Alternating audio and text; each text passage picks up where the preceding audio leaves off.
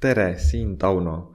Selles videos vaatame, kuidas jätkata suurema programmeerimisülesande lahendamist. Seekord siis lõpetame ära programmi ja keskendume tingimuslause loomisele.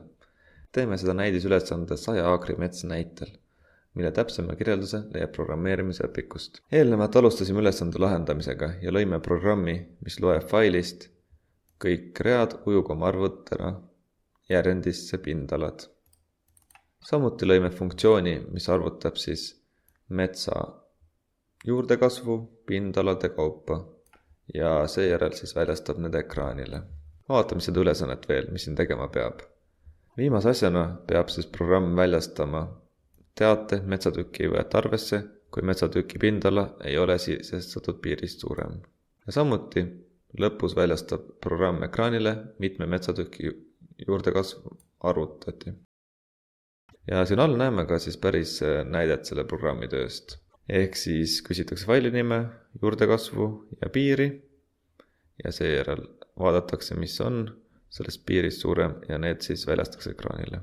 Lõpus arvutatakse siis välja, mitme metsatüki juurdekasv siis arvutati. Aga alustame siis selle lahendamist. Kõigepealt võiks siis lisaks kasvule küsida ka piiri, millest suuremaid metsatükke arvesse võtta. Piir on samuti ujukomaarv ehk siis float ja inputiga küsime ja küsime siis sisestage piir mitmest aakrist suuremad metsatükid arvesse võtta. Ja nüüd, kus me siin ekraanil väljastame, siis vaatamegi, kas see pindala on suurem sellest piirist. Ehk siis if L on suurem kui piir, siis väljastatakse ekraanile ja koos tekstiga siis metsatüki aastane juurdekasv on. Ja kuna siin funktsioon tagastab arvu, siis me tuleks seega siis sõnaks teisendada str. Teine võimalus on panna komaga, siis ei pea sõnaks teisendama. Ja vastasel juhul, mis siis vastasel juhul ütleb,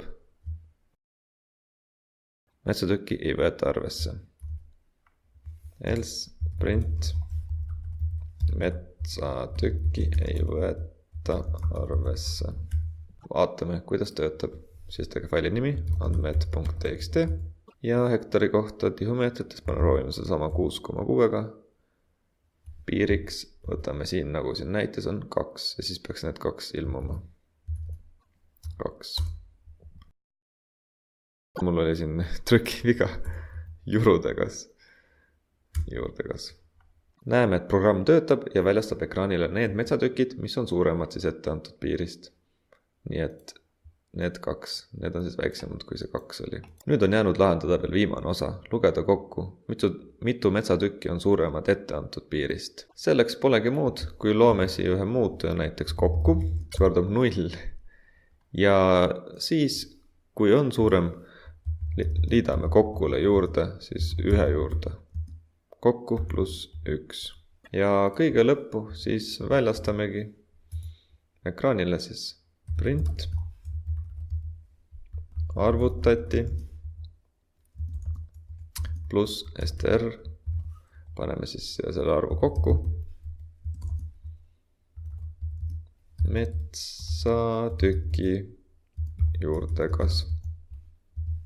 Else osas siis ei toimu midagi, sellisel juhul ei arvutata siin midagi rohkem juurde. Proovime, kas töötab ka, andmed.txt 6,6, 2 ja tundub, et kõik töötab. Kuidas siis seda kokku võrdub kokku pluss 1 veel mugavamalt kirjutada? Selleks saab teha kokku pluss võrdub 1.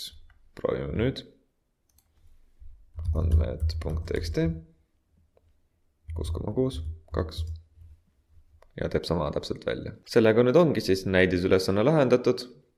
Vaadake siit õpikust. Leiate veel ülesandeid, et arvutamiseks on siin olemas kaugushüppe, mille on lahendus olemas, näidislahendus ja kaltsuvaip, mida saab siis iseseisvalt õppimiseks kasutada. Aitäh vaatamist ja head nuputamist!